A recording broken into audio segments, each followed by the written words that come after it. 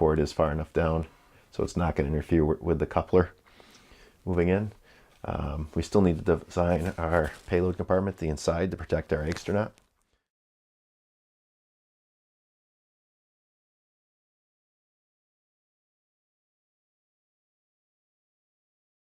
All right, so your team is going to assemble the fins. We're going to put some glue on the edges and slide our fins right in here, making sure everything is nice and tight. We don't want to put the fins in tipped one way or tipped the other. We want them nice and tight. And we will put tape on our fins once we get them all in to make sure they're nice and square. And we want to really look for gaps. If we look and our fins tipped one way or tipped the other, that's going to impact our flight.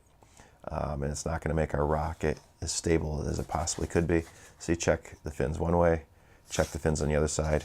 And we'll also put beads of glue down both sides to help really make those fins stable, and we'll tape them in place. So at this point, we'll get started with the glue. I'm real patient with this, and I'm going to put some glue right on the centering tube, right below where these fins are. So like before, when you're using this stick, you need some patience. So I'm going to slide it up in there. I have it so I can turn this. All right, so it works out pretty well. And I can also put it in this way. All right, I'm putting some glue right on there. Now, I'm also going to put the glue right on my fins, just a little bead. We don't want too much. And what does kind of ooze out will smooth right in with our fingers. Once again, using the wood glue, not a big deal. Using the epoxy, we wouldn't use our fingers. So I'm going to hold this in place just for a second. See how we did with our drips. Smooth those right out.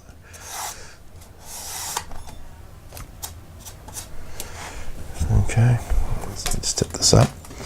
And then we have our fin touching right inside onto the body tube. I'm going to take my paper. Just going to run that on one side. Run this on the other side just to try to smooth that glue out a little bit. I'll hold this in place. I'm making sure we don't have any huge spaces in this area. What I want to do is I'll take a little bit of glue, just a touch, not much at all. Work it down in there. All right, fill those crevices. I'll run my finger down there in just a second as well. Do it on this side as well. Just a touch. You don't want to use a lot of glue or else it's just more sanding later. I think that'll do it. So take my finger, and you can always use gloves if you have them. So like this, like this. If you have a paper towel, just wipe that extra glue off. Once again, saves on the sanding. Run this way. There we go. Close that out. Okay. And there's our first bead. And we're going to repeat that 2 more times with the other fins, then we'll tape them in place. So you can see I put tape on the fins after I glued them to hold everything in place, and nothing real scientific about this. I just wanted to make sure they weren't going to move around, and they'd be able to stay in one location to let the glue set up.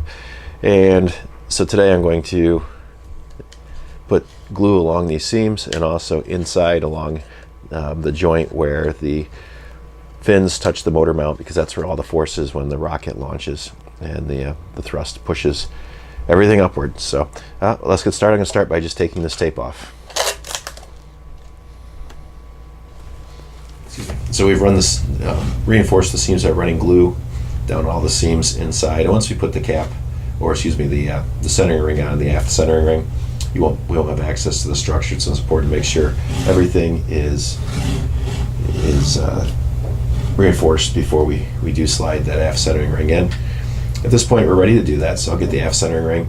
We will come back through. I'm going to add some glue down these seams on the outside just to make sure they're reinforced.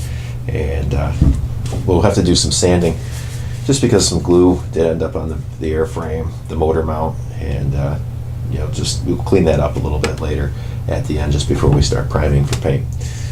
So I'll show you how to add the centering ring now. I'm going to take some glue and run it right around the inside of this tube. And I'll push the centering ring right up into it. And also put a tiny bit of glue as well on the end of the ring itself. We didn't sand this. We didn't sand this edge, so it was angled or anything. It should still be flat, so we'll have plenty of surface area for it to have contact with the inside of that airframe. And we'll also put a little bit of glue on the motor mount, and we'll push everything in so it's glued on this edge. It's also glued on this edge, and I'll make sure it's nice and secure. So let me get our glue in here. Let's see if I can just get it in here with the glue bottle itself. And we'll use our stick to spread it around. So what I've done is I've run glue around the inside through here and smooth that around the stick. It is important to work rather quickly with this because the glue does set up, and if it gets set up too quick, you won't be able to slide your centering ring into place, and that's going to be difficult. So yeah, spread that around, spread this around, get our seam, put a little glue